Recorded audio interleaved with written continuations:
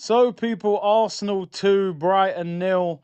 Arsenal through to the quarterfinals of the Carabao Cup. Good victory in the end against Brighton. Taylor two halves, really. First half wasn't great. Second half, we improved, got the goals, got the job done. Saka and Waneri, two of Hale End's own, and an assist, by the way, from Miles Lewis Skelly. So, yeah, a lot of Hale End connections. Max Dowman, what a performance from him tonight. Like, for a 15-year-old, realistically, he was our best attacking player on the pitch. You know, every time he got the ball, he drove at them, his attacking intent.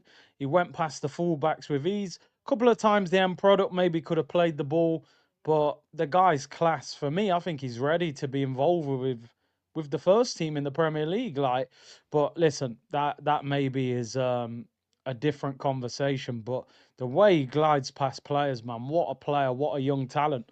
Some of the performances, Kepa, for me tonight, people, the man of the match. Made a lot of good saves, caught every cross, distribution was good.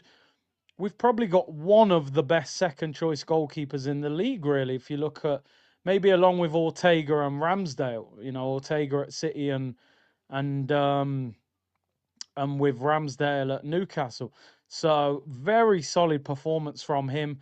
Ben White, I feel sorry for him at the moment. You know, I don't know if the injuries and the lack of fitness, he just doesn't look the same player at the moment. He looked really sharp in pre-season, but just struggling to find momentum. You look at when Timber came on, look at that driving run and assist. He's an absolute animal, Timber, at the moment. Skelly, first half wasn't great, second half improved. Mosquera played well, but then had a moment of madness, nearly cost us a goal. A little bit wild, tried to make up for his mistake by putting in that challenge. I have to admit, you know, Arsenal, I'm an attacking merchant, people, in the sense that attacking players are the ones who excite me. The goal scorers, the creative players, the skillful players. But Nketiah looked exciting in defence. Quick, aggressive, strong. I'm thinking, could he play at left back with that pace? Imagine the aggression of having Timber, Nketiah, Saliba, and Gabriel. Can that back four get even better? And that's not taking anything away from Calafiori and Lewis Skelly, who've been really good. But, you know, Ramsdale was good. We got Raya, he was even better. You know, there's many positions on the pitch. We've had good players. We've signed someone and we've gone, oh, we're not really desperate for that. And we've seen improvements. He was very good today. Midfield was not great today, if I'm going to be honest. I think it's difficult when you make a lot of changes. We looked a little bit unbalanced. We looked like we had a group of players that haven't played a lot of football together. Norgard, I thought, looked off it today. He's a little bit slow. His passing's not very progressive. I said in the stream, without being disrespectful, I would have gone for somebody like Paulinho or Douglas Luiz, two players that have gone on loan to the Premier League this year that I think are slightly better than Norgard, but we've got what we've got.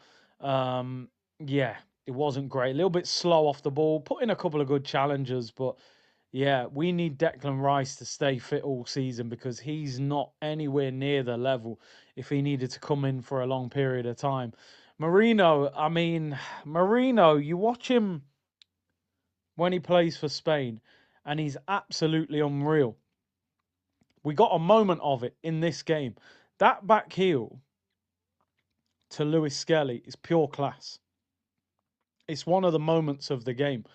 But he spent half the game rolling around on the floor trying to get a free kick. I don't know why he does it. Oh, wow. Then he looks up. Oh, no, I ain't got the free kick. Oh, let me just get up. He is such a character when it comes to them free kicks. Ethan Waneri, I mean, I've been saying all sorts about Waneri getting more game time. He didn't play great tonight at all. He was a little bit greedy, gave the ball away a lot, but he did get the first goal that is the winning goal effectively, and goals win games. And, you know, I think Waneri's more suited to playing out wide. I think when he plays central, he takes big risks on the ball and loses the ball, and then you're in trouble in the middle of the pitch. I think when he's out wide, he can isolate defenders 1v1. He's very good in 1v1s. So scored a good goal, had a couple of good shots, but gave the ball away too often. And you know Arteta doesn't like that when you're wasteful in possession. But he got the goal, which is a positive for him. Eze, I'll be honest, first half I was saying, nah, I need to see more than this. You got to get more involved in the game. You got to be a little bit sharper in possession. You got to get the ball more, want the ball more, even if you make mistakes. He showed some moments of quality in the second half, little ball that he played round the corner to Ethan, but we still need a bit more from him. But listen, he scored the winning goal against Palace at the weekend. He's, continuing to get used to the group. As I said at the start, Max Dowman was the best player in terms of our attacking players. And for a 15-year-old to be your best player, that's great on his part, but some of the other players maybe need to look at themselves and say, I can't have a 15-year-old outdoing me on the pitch. He's got school in the morning. Harriman Anous, 17 years of age. I thought he did all right. He wasn't amazing. He could have scored. Lovely little through ball from Timber. I think he should have just lifted it over the goalkeeper, hit it straight at him. Saka scored the rebound. But he worked hard. Listen, as a 17-year-old, it's a proud moment for him making his debut for Arsenal. He certainly didn't disgrace himself, so well done to him on his debut. Raya had the night off. Gabriel came on for Nkapia. Nkapia obviously not fully fit. Timber looked brilliant when he came on. He's just an absolute beast. Saka scored, good for his confidence. Trossard came on late. Rice came on late. Zubamendi, Gyökeres, and Calafiori got the night off, which is important, people, to keep them rested for the weekend. Now, we've beaten Brighton. Some interesting results tonight as well. Just going through them. Tottenham lost to Newcastle 2-0, which is always funny. Tottenham beaten 2-0 against Newcastle. Chelsea beat Wolves 4-3. They were 3-0 up. They nearly messed it up. Ended up at 3-2, and then they ended up winning in the end. Liverpool beaten 3-0 by Crystal Palace. Slot made a lot of changes. Bunch of young players on the bench. He is under pressure. People saying he's, Eric Ten Hag 2.0, which is crazy for a guy that's won the league. The draw was made afterwards. Arsenal got Crystal Palace at home. Newcastle got Fulham, Manchester City got Brentford, and Chelsea got Cardiff. So I think we got the hardest draw, really, to be honest. Newcastle at home to Fulham, Manchester City at home to Brentford, Chelsea away to Cardiff, and we're at home to Crystal Palace. So the team that we beat at the weekend, Palace put a strong team out against Liverpool.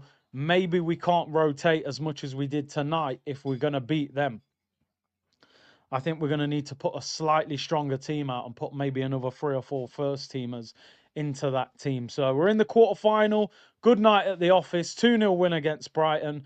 Crystal Palace next, people. Let me know in the comments who was your man of the match. For me, I'd go Kepa, Nkapia, and Max Dowman were the 3 standouts. Big up to everyone. Hit the like button and subscribe. See you next time, people. Bless.